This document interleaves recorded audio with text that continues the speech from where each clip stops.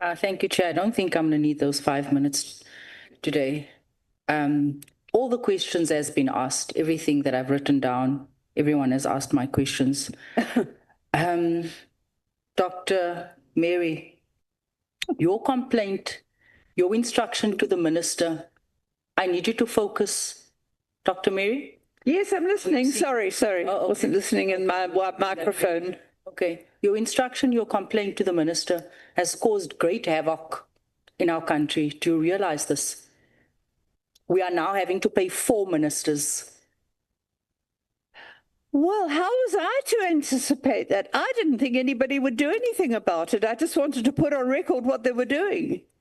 How do I know? How can I preempt this? Am I getting blamed now for this mess? I mean, that what I you wasn't requested? responsible for Mchunu going Is out that public. not your instruction? What do you mean? How can you be blamed for all of this? Your instruction, you instructed the minister instructed the National Commissioner. You should be rejoicing. You should be happy because that's exactly what you wanted. Is that not so? I didn't instruct him. I asked You instructed him. I can't instruct a You did minister. not ask him. You instructed him. Paragraph 1 of your letter clearly I asked him to instruct the You instruct. You did not give him a view. You instructed him. You have no right to instruct a minister. And the minister in turn instructed the National Commissioner. Let's not get it wrong. What is the wording of my letter there? Yeah. I mean, Okay, Doc. James, as the acting chair, can you calm down? Don't breathe onto each other's neck. You can proceed on, James. I'm the No, acting ma'am. chair. Doctor, you instructed, it is late, I want you to go meet your hookup. You instructed the minister to instruct the National Commissioner. It is in your letter. To a request. No, you did not request. We need to move on. 1.1 of your letter, instruct the National Commissioner, SAPS, to immediately disband the irregularly constituted, unnecessary and wasteful political killing stars team. Is this not your letter? Whose letter is this? That's not quite right, because if you read the paragraph, may I just read the last sentence? No, it's 1.1. Can I just point out, I start the sentence by saying this letter, No, blah, blah. 1.1. Request, wait a Dr. minute. Mary, it's late. 1.1. I set out to take urgent and appropriate action. I requested the minister. And 1.1. I'm going to that now, if you will just bear with me. Okay, I refer to here under, as wait a moment, the task team. In this regard, the action that I'd asked him to take, requested.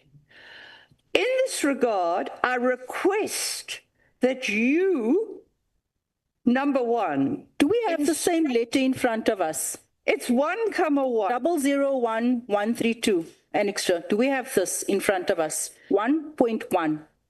But this is the letter. I needed to read 1.1, nothing else. 1.1 flows from 1. What does 1.1 say? 1.1, the end of 1.1. Not the end, the beginning. But it's part of the... But no, I'm sorry, we're maybe not talking the same language.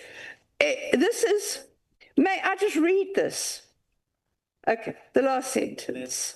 I ask... and its appendices to request for reasons, blah, blah, blah. I set the reasons I set up below. Right. I carry on and I say, and the last 2 lines. Tell her to read that. Please just look at the last 2 lines of number 1. Okay, Doc. Doc, can you pause a little bit? In this regard, Doc. in regard to what I've just asked him, Doc. I request my time. that Doc. you. Doc, can you pause there? Okay, can you please pause there? Yeah, I request that you Doc, can you instruct the National Commission. Doc, calm down. Please pause there. We are intervening because we see that you are not getting each other. Honorable James is referring to the letter you wrote to the minister on the 31st of October. Now she's referring you to a paragraph in the letter, which is 1.1. Can you read it yourself out loud? I can read it, but it's a 1.1 which follows directly from 1, the things I am requesting the minister to do. That is the meaning of...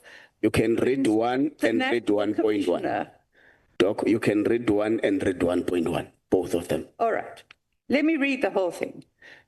This letter and its three appendices is to request that, for reasons that I set out fully below, you take request that you take urgent and appropriate action to deal with the abuses and gross wastage of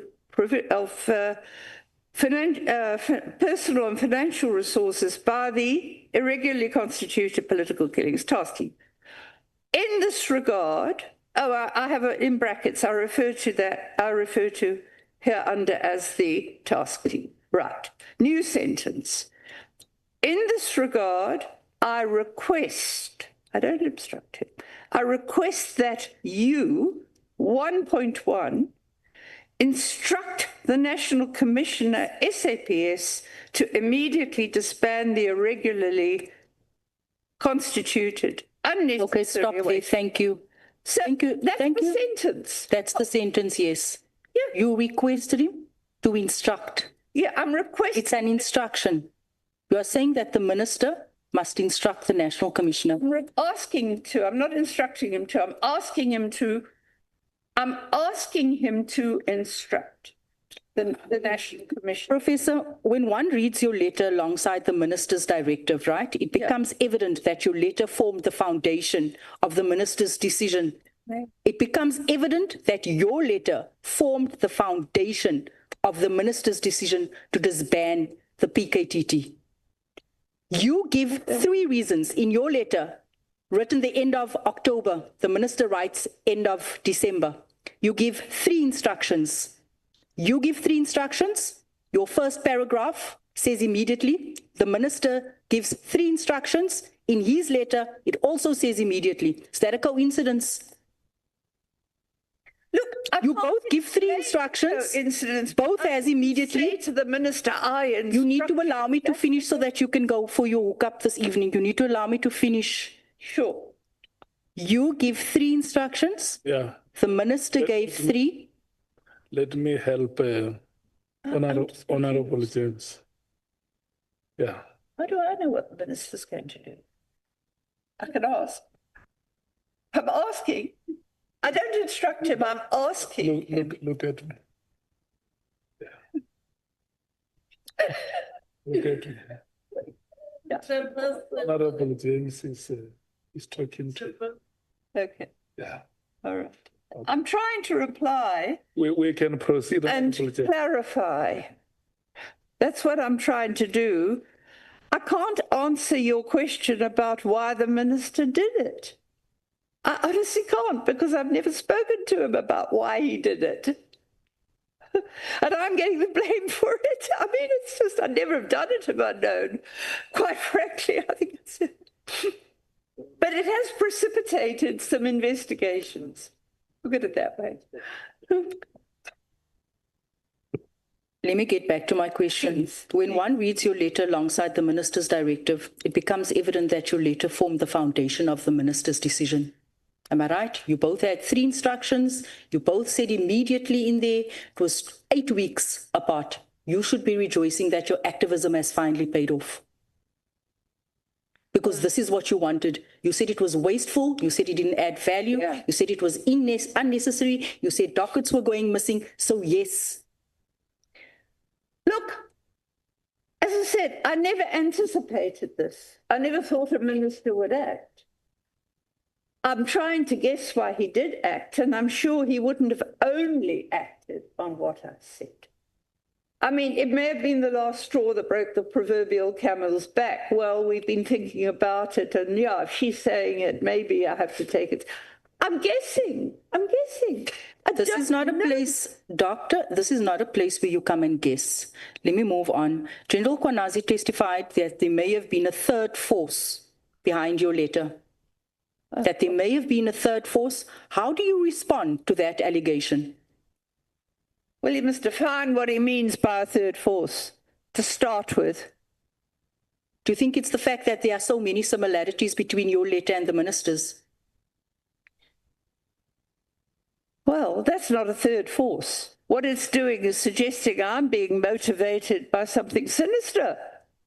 I mean, it's like saying we use the third force for all the covert apartheid agents. Are you trying to link me to that now? Is Mchunu? Well, he might do, because he was trained by quite a notorious public order policing, in fact, so notorious that he got taken out when he attempted a coup in Botswana. We're not So, there. I mean, You maybe need he's to come got back force now. on the Doc, brain. you need Sorry. to come back. You need to come back now. No, I mean, that's insulting. no, Doctor. Wait. May we just simply respond to the question that to. Honorable James is asking? I don't know what we... Botswana is not one of our provinces or our districts. And as Parliament, we wish to pursue cooperation and harmonious relation with Botswana as one of the countries or our neighbors in SADC. So, yeah. Okay, Chair. I want to take you to paragraph 4 of the same letter that you wrote, right? Where you assert that General Khumalo was holding 2 positions and that was a conflict of interest. Am I correct? This is in my statement, right? You actually also mentioned it earlier on that he was holding 2 positions. It was conflict of interest and it just wasn't right. It's never been done. It's never been heard of. That's what you said in your letter. I mean, I have complained about his holding 2 positions because at that stage, when I wrote this letter initially, he was believed to have been running the task team, but although he wasn't running it physically, he was in operational response. He was managing it. He was managing it in terms of a project manager, but he was also then holding the position of head of crime intelligence. And that isn't, I've tried to explain why it's a conflict of interest, because both of them involve financial disbursements. And it has to be very clear to people that they're separated and there's no overlap between one lot of disbursements going to another. Dr. Mary, what would you say if I put it to you that that assertion was factually incorrect? He was not holding 2 positions. He had his position and he was deployed to head up the political killings task team. He was not holding 2 positions. You were misleading this House and you were misleading the public, saying that General Khumalo was holding 2 positions. He was not holding 2 positions. I was told that he was in operational response. There was a special task team set up to deal with the political killings, and he was deployed there as a result of his skill set. He was to go and assist. He was deployed as a project manager, which that doesn't mean he's holding 2 positions, ma'am. That does not mean he's holding 2 positions. De facto it is, because in both was handing money. Both he of has them involved. On his letter of employment, he has 1 position. You cannot employ someone twice. What was he in his... No, you must tell me, because you said that it was unethical. You said there was conflict of interest. So you must tell us. I've told you that and I'm putting it to you that you are factually incorrect. I was told initially that... Told by who?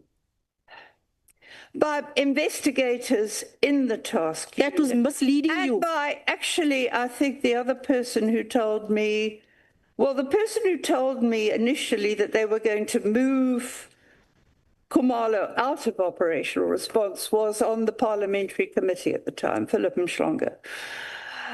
And then the late Philip Mchunu, who was the EFF rep on the parliamentary committee before the 2019 elections. he was the one who told me that there was so much trouble in operational response, they thought he was going to be moved out. He wasn't. I was told that he was remained in operational response and then was deployed as a project manager. And this came from someone who was in management at the time of the establishment of the task team, that he was actually structurally based in operational response, but he was deployed as project manager in the task team. And the project manager was the person who did the accommodation, the allowances and everything for the task team. Then he was appointed in the end of 2022 to be the head of crime intelligence. That's where the real conflict of interest comes in, that he's still the project manager and he's heading crime intelligence. It doesn't matter. As I said, he wasn't structurally there. I was told he was doing it while he was operational response. But he was, in fact, the project manager for crime intelligence. That was the official designation. I was told by a member of management at the time the team was established. I put it to you that they were misleading you. General Kumalo, and I'm going to say this for the last time, does not hold two positions, and we're going to leave it at that. What is his position in terms of the police? He's the head of crime intelligence, and that's it. And he's allowed to work outside of, and he's allowed to work in any province, and he's allowed to head up task teams.